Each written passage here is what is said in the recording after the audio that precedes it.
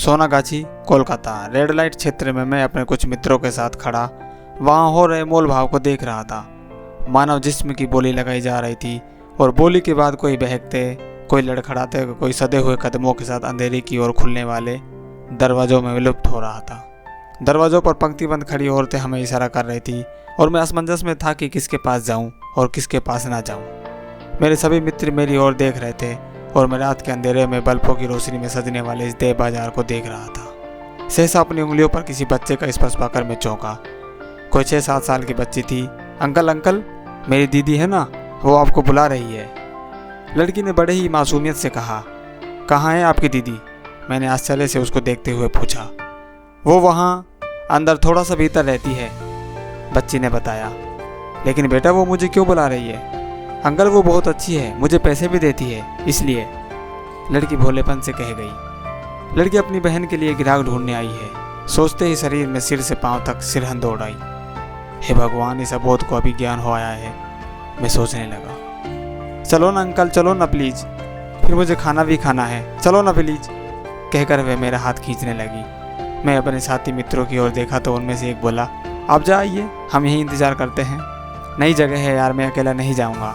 जब मैंने कहा तो मेरे साथ मेरे कुछ मित्रों में से एक और मित्र तैयार हो गया और हम जब चलने लगे तो बच्ची का चेहरा खिल गया। कूदती फुदकती गिलहरी सी वो कई गलियों से होते हुए मुझे एक घर के आगे ले गई और एक परिचित सी दस्तक देकर मेरी ओर देखकर हंसने लगी। पीले वे काले दांतों में फंसे कुछ गुटके के अंत साफ दिखाई दे रहे थे। तभी दरवाजा खुला और एक अधेड़ सा आदमी बाहर निकला। अंदर 10-12 कमरे थे पर सारे ही बाहर से बंद थे। साफ था कि वहाँ कोई और नहीं है। मेरा साथी बाहर उस व्यक्ति के पास बैठ गया और लड़की मुझे और भीतर एक कमरे की ओर दीदी दीदी चिल्लाती हुई ले पड़ी। भीतर से भी एक जनानी आवाज़ आई, हाँ भीतर ले आ। मैं कमरे में दाखिल हुआ तो एक 28-30 वर्षीय औरत की ओर इशारा करती हुई वह लड़की बोली, यह है मेरी दीदी, कहकर मुझे वह छोड़कर बच्ची बाहर चली गई। मैं उसे बाहर जाता देखता रहा। तभी वह औरत बोली, बैठिए। मैंने उसकी ओर देखा तो वह मुस्कुराती हुई बेड पर बैठने का इशारा कर रही थी। मैं बैठ गया। पानी लेंगे आप? औरत ने पूछा। जी नहीं शुक्रिया। प्यास लगी होने के बावजूद भी मैं मना कर गया। ठीक है फिर पहले पैसे दीजिए। मुस्कुराहट गंभीरता में बदल गई थी। कितने? मैंने पर्स निकालते हुए कहा। 200 मेरे और 100 बाहर बैठे दरबान के। मैंने 300 रुपये निकालकर उसकी ओर बढ़ा दिए।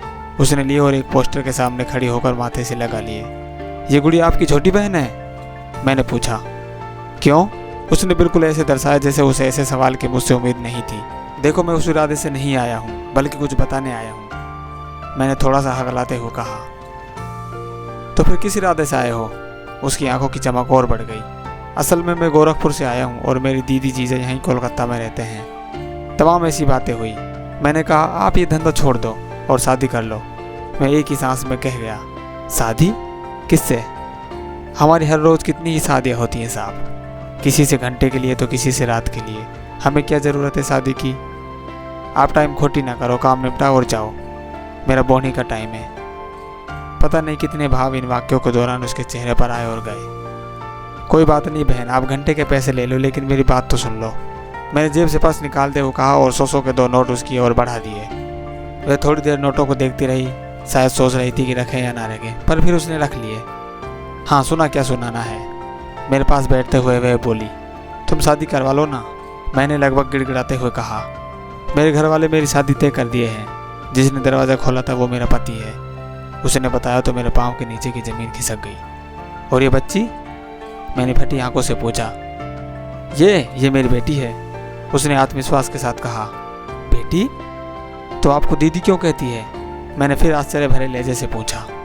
मैंने ही सिखाया है, मैंने माँ शब्द इसको कभी रटाया ही नहीं, शुरू से ही दीदी कहलाया है इससे, औरत ने बताया। क्यों? मैंने एकदम पूछा। क्योंकि ये लोगों को जाकर कहेगी कि मेरी माँ बुला रही तो कौन आएगा यहाँ? सवाल का जवाब सवाल में ही दे गई वह औरत और मेरा दिमाग लगभग सुन्न सा हो गया। तो पानी मिलेगा थोड़ा? मैंने कहा तो वह औरत बाहर चली गई। मैं सोच रहा था कि कैसी विडंबना है ये, कैसा संसार है जहाँ एक बच्ची से उसकी माँ ने माँ कहने का हक भी छीन लिया। थोड़ी देर बाद पानी का गिलास लेकर वापस आई और मुझे पानी थमा दिया। इस बाजार का यही उसूल है साहब, हमारी लड़कियाँ सिर्फ हमारी होती हैं, उनके बाप का हमें पता भी नहीं होता। वैसा की लड़कियाँ वैसा ही बनती है और वैसा के लड़के दलाल बन जाते हैं। फिर किसी दलाल से शादी कर उसे अलग कर दिया जाता है और वो उसके यहाँ धंधे पर लग जाती है। यही तो उसूल है इस सोनागाछी बाजार का। औरत ने संक्षेप में इस बाजार का इतिहास, वर्तमान, भविष्य एक साथ दिखा दिया। तुम लोग छोड़ क्यों नहीं देते ये धंधा? मैंने पूछा। पूछते नहीं धंधा है साहब, इसके सिवा कुछ और आता भी नहीं, औरत बोली। और हाँ साहब, यहाँ इस बात का जिक्र किसी दलाल के सामने या कहीं और मत करना, आपके लिए खतरनाक हो सकता है। औरत ने मुझे हमदर्दी दिखाते हुए नहीं सीख दी। तभी बाहर दस्तक हुई। बच्ची चिल्लाई, दीदी टाइम हो गया है। मैं फिर हिल गया उस मासूम की आवाज़ सुनकर। सुनो, इस बच्ची का नाम क्या है? मैंने पूछा। पूजा। इसके बारे में सोचा है कुछ? मैंने फिर पूछा। इसका क्या सोचना, मेरी बेटी है, मेरा ही धंधा करेगी और मेरा सहारा बनेगी। आप फालतू में अपना टाइम बर्बाद कर रहे हो साहब, औरत ने कहा तो मैं खड़ा हो गया और बाहर निकल आया। बाहर बच्ची हसरत भरी निगाहों से मुझे देख रही थी। मेरी बख्शीश? बच्ची ने हाथ फैलाकर चहकते हुए कहा तो मेरा गला रुंध गया। क्या चाहिए? खुद पर काबू करते हुए मैंने कहा। 50 रुपये, उसने मुस्कुराकर कहा। लंबी सांस खींचते हुए मैंने 50 रुपये उसकी हथेली पर रख दिए। चल अब आपको छोड़कर आती हूँ, कहकर वह फुदकती हुई हमारे आगे आगे होली। 4 गलियां बदलने के बाद वह बोली, अंकल अब आप सीधे चले जाना, वो सामने बड़े खंबे के पास से ही मैं आपको लेकर गई थी, ठीक है? अपनी छोटी सी हथेली आगे करके उसने तसल्ली के लहजे से कहा। हाँ ठीक है बेटा, मैंने भी उसे देखकर कहा। ओके बाय, कहकर वह चिड़िया सी फुदकती हुई फिर वापस हो ली और मैं उस चौराहे पर खड़ा खड़ा इस भविष्य की वेश्या को तब तक देखता रहा जब तक वह आंखों से ओझल नहीं हुई।